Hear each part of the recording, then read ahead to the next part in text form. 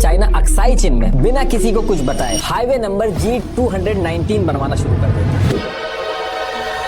IB chief BN Mulik ने कहा कि इंडिया को सब पता था, लेकिन जानबूझ के वो चुप रहा उसकी सिचुएशन की वजह से। लेकिन जब ये रोड बनाई गई अक्साई चीन के अंदर, तो इंडिया के फॉरेन सेक्रेटरी सुबिमल दत्त ने तुरंत नेहरू जी को लेटर लिखा, जिसमें लिखा था उन्होंने और क्लियर बताया था कि ये जो चाइनीज हैं ये G219 हाईवे बना रहे हैं जो इंडिया के अक्साई चीन से होकर गुजर रहा है और 180 किलोमीटर की रोड है ये टोटल। तो उस टाइम पे तो चाइना इसको एक कंफ्यूजन की तरह दिखा रहा था, लेकिन एक्चुअल में चाइना इंडिया के ऊपर अटैक की तैयारी कर रहा था और इस रोड को इसलिए बना रहा था ताकि जब वॉर जैसी सिचुएशन हो तो मिलिट्री और लॉजिस्टिक वगैरह जो है वो पहुंच सके। तो शुरू में तो इंडिया ने इग्नोर किया, लेकिन जब ये रोड वाला इंसिडेंट हुआ तो इंडिया को समझ में आ गया। इंडिया ने सबसे पहला काम ये किया कि एक ऑफिशियल मैप रिलीज किया और अक्साई चीन का जो पूरा का पूरा एरिया था वो इंडिया के अंदर दिखाया। उसमें चाइना के प्रीमियर जोउ इन लाई ने 16 लैंड पॉइंट्स भेजे कि ये जो एरिया है यहाँ तक सब चाइना का पार्ट है। अभी करंटली भी जो एलएसी बनी है वो इन्हीं लैंड पॉइंट्स के पास ही बनी है। अक्साई चीन के मैटर को लेके इंडिया और चाइना के बीच में बहुत सारे नोट्स एक्सचेंज हुए, बहुत सारे डिस्कशन हुए, लेटर एक्सचेंज हुए, लेकिन ये सारी चीजें चाइना जो था वो टाइम बाय करने के लिए कर रहा था। और फिर जब डेट आती है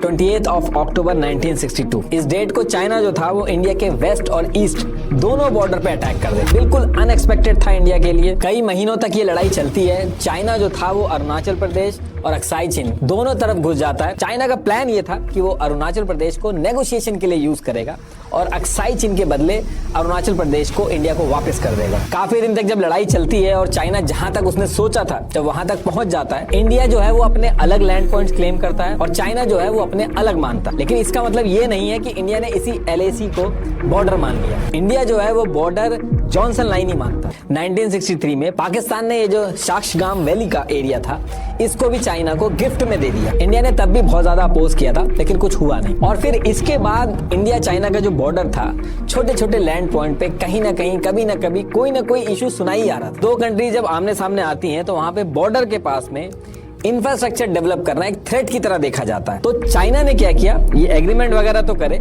इसके कुछ टाइम बाद ही जब चाइना थोड़ा इकोनॉमिकली ग्रो करने लगा तो चाइना ने एलएसी के पास roads, bridges, airstrips, railway line ये सब तेजी से बनाना स्टार्ट कर दिया। इसका सीधा मतलब था कि चाइना वॉर के लिए प्रिपरेशन कर रहा था। वहीं दूसरी तरफ इंडिया जो था वो इकोनॉमिकली उतना स्ट्रांग नहीं था, तो उस टाइम पे इंडिया का जो इंफ्रास्ट्रक्चर था एलएसी के पास वो डेवलप नहीं हो पाया।